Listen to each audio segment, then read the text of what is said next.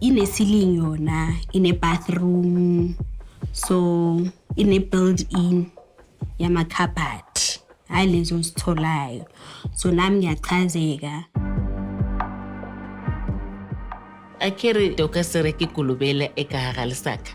Tlamele motho a tla tlo e bona. Nka sere ke sintho ke re ke ento. That's why ne ke gona hore ke rented ntlo tseo ke mo bitse a tla tlo e bona. Ke mo bontshe dikamore tsa ntlo everywhere ka ntle, ke montshe everywhere kitchening. Ne ke targeta haholo dintlo tse nang le di-kitchen unit le di-holo drop. Hore a kgolwe vele hore ka nnete ya rekisiwa. And then ngafonela umama nge-video call ngathi nayi indlu. Wathi hayi i-right-ke. Bathi imali ngamtshela ukuthi 175 and then athi i-5,000 yona leyo kuzobe kuyama-lawyer wakhe, hayi awami.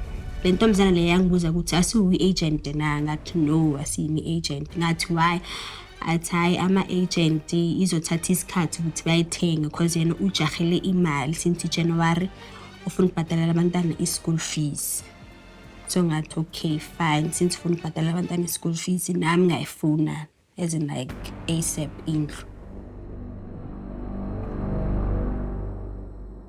Ne ke itse RDP a e rekisiwe tshwantse o e apply, but ka nako ela ne re le excited ke sa nahane straight le nna because like halampotso re o nyaka tswa kwa habo a nne le ngwana hae.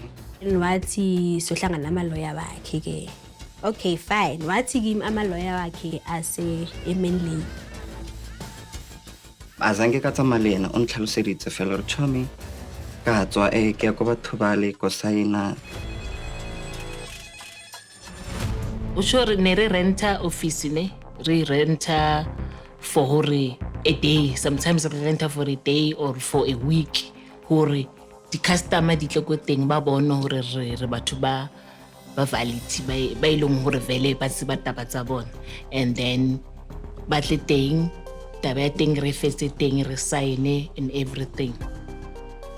Okay fine, wafika mina qala eManly e-building yakhona ne-lawyer yakhe. I-lawyer beyi-convincing usiso omunye omuhle omuclean, bekagqoke formal. So i-lawyer yakhe samfonela ukuthi kanti uphi ulona nami.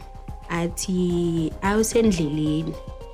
And then mangimfonela athi usalahleka. Ngithi mara ulahle kanjani because uyayazi le ndawo lena na.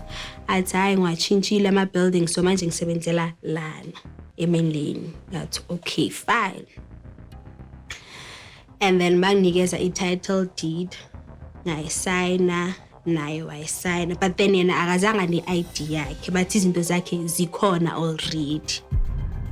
Haba fitla like nona le batho ba kusebedisana le bona ko this office, and then ke bona ba ileng hore ba etsa dipampiri tsa fake tsa hore